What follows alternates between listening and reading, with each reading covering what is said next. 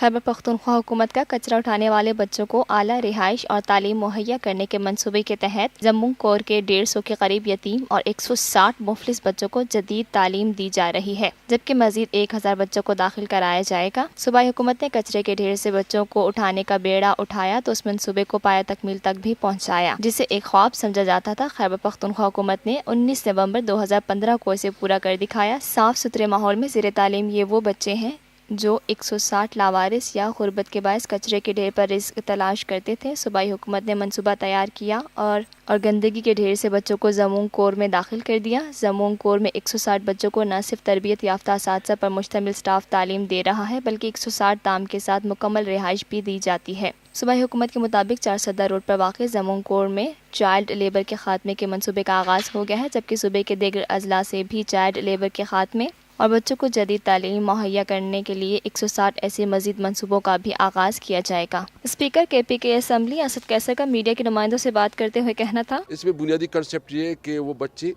جو اسٹریٹ پہ کام کرتے تھے اس کو ہم نے اسٹریٹ چلڈرن کے بجائے اسٹیٹ چلڈرن ڈکلیئر کیا ہے۔ اسپیکر کے پی کے اسمبلی اسد کیسر کا کہنا تھا، بنیادی طور پر یہاں 1000 بچوں کے لیے اہتمام کیا گیا ہے۔